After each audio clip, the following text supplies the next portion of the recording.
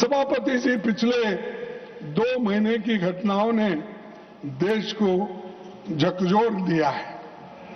देश भर के छात्रों और नौजवानों ने परीक्षा व्यवस्था की नाकामियों के खिलाफ आवाज उठाई। विपक्ष ने उनकी आवाज सड़क से लेकर संसद तक उठाई।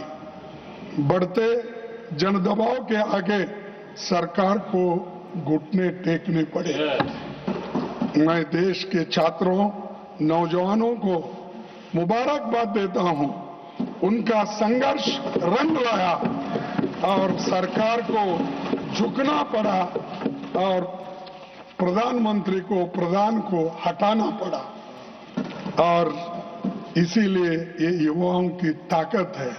और जब युवाओं की ताकत देखने के बाद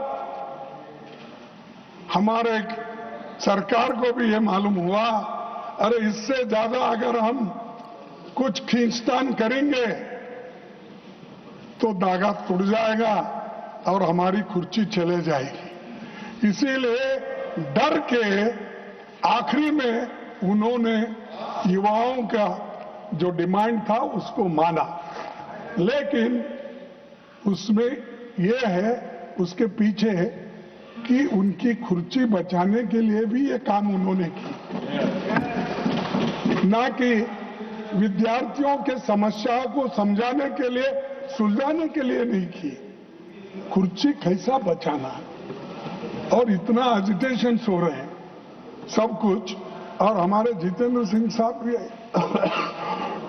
इसको सुलझाने के लिए सड़क पर आना पड़ा।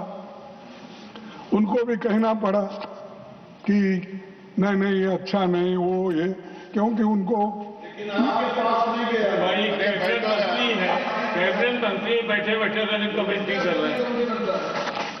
मेरे पास भी झुक के एक दिन आएंगे, वो वक्त भी होगा। तो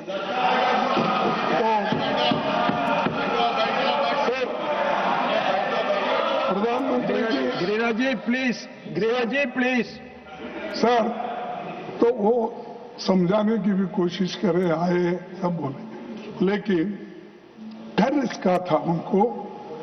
वो जो सत्याग्रह या वो जो एजिटेशन था राहुल जी ने उस दिन किया, वो एकदम डर गए और डर के बोले कि ये ठीक, इसको आगे बढ़ाना ठीक नहीं है।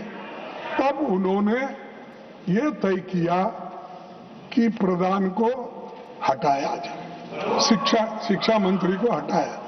तब ये एक उनका अंदरूनी विचार है और आप किसी से भी पूछिए, वो दिल में उनके है लेकिन बाहर नहीं बोलते, क्योंकि मोदी जी अपने कुर्सी के लिए ये सब कुछ किए।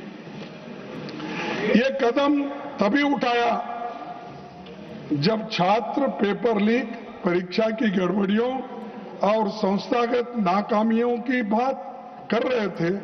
तब सरकार ने उनकी बात सुनने की बजाय उनको अराजक कहा और हर सवाल को राजनीति से जुड़ा बताकर खारिज कर दिया था। तो ये मैं क्यों कह रहा हूं साहब,